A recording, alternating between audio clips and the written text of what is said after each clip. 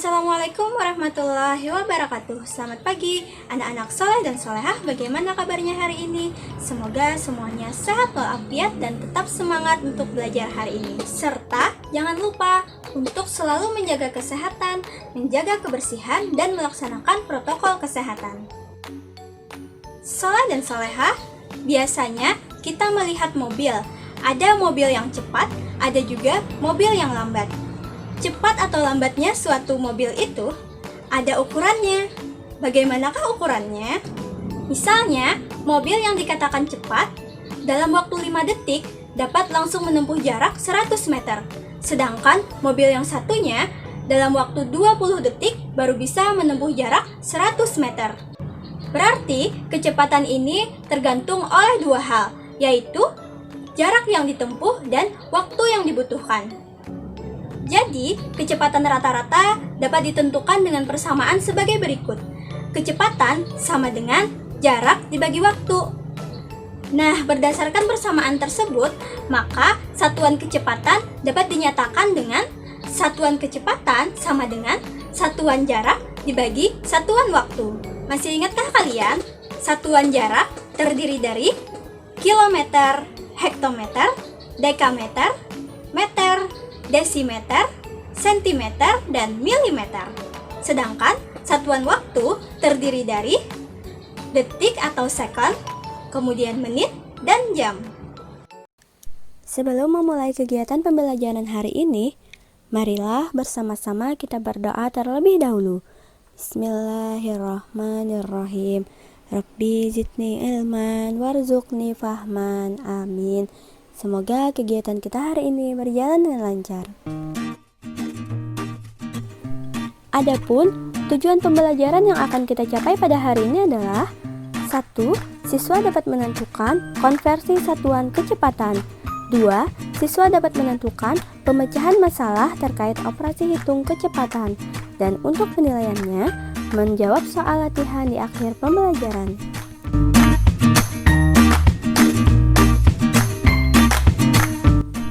Satuan kecepatan. Satuan kecepatan berasal dari satuan jarak dibagi satuan waktu. Adapun contoh satuan kecepatan adalah kilometer per jam, meter per detik, sentimeter per detik. Apa arti 1 km per jam? Itu artinya jarak 1 km ditempuh dalam waktu 1 jam. Begitu pula 2 km per jam, artinya jarak 2 km ditempuh dalam waktu 1 jam. Begitu pula 10 meter per detik, artinya jarak 10 meter ditempuh dalam waktu 1 detik. Perhatikan baik-baik, berikut cara menentukan konversi satuan kecepatan atau cara mengubah satuan kecepatan. Contoh yang pertama, 1 km per jam diubah menjadi meter per detik.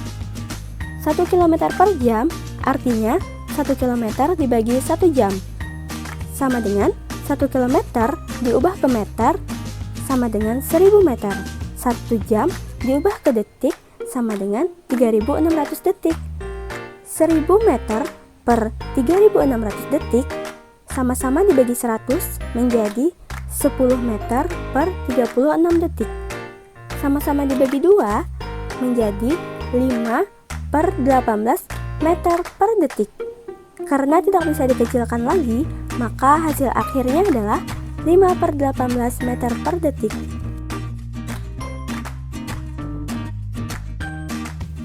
Selanjutnya, 1 meter per detik diubah menjadi sentimeter per detik. Sini yang diubah adalah meter menjadi sentimeter. 1 meter sama dengan 100 cm. Jadi 100 per 1 detik. Hasilnya adalah 100 cm per detik. Berikutnya, 1 meter per detik diubah menjadi kilometer per jam. 1 meter sama dengan 1 per 1000 kilometer. Karena naik, maka dibagi. Kemudian 1 detik sama dengan 1 per 3600 jam. Ini juga dibagi ya. Nah, maka Hasilnya 1/1000 km dibagi dengan 1/3600 jam. Di sini, karena dia pembagian, maka pembaginya dibalik, yaitu 1/3600-nya dibalik. Maka hasilnya 1/1000 dikali 3600 per 1 km per jam. Kita kalikan, 1 kali 3600 hasilnya 3600, 1 kali 1000 hasilnya 1000.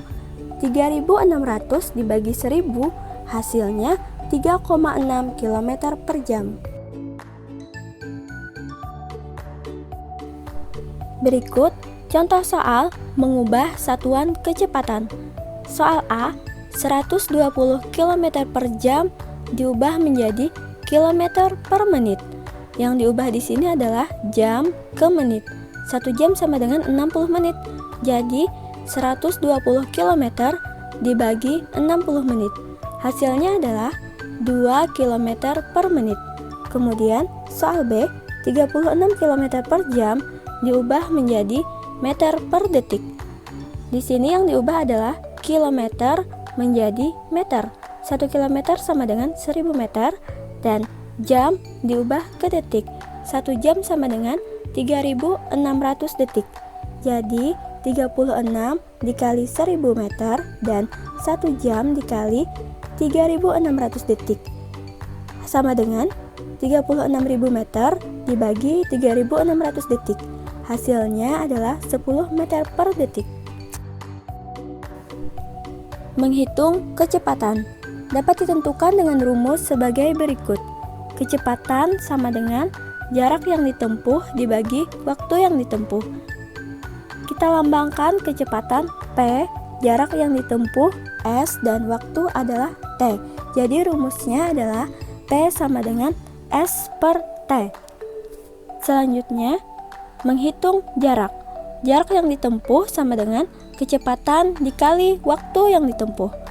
Atau rumusnya adalah S sama dengan P dikali T. Selanjutnya, menghitung waktu. Waktu yang ditempuh sama dengan jarak yang ditempuh dibagi kecepatan. Atau dilambangkan dengan T sama dengan S per P.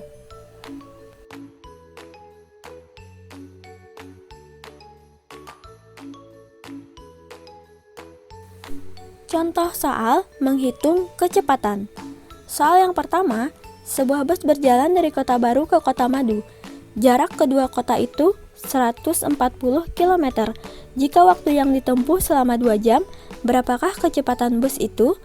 Di sini yang ditanyakan adalah kecepatan. Maka kita tulis rumus kecepatan. Kecepatan sama dengan jarak yang ditempuh dibagi waktu yang ditempuh. Jaraknya adalah 140 km dan waktunya 2 jam.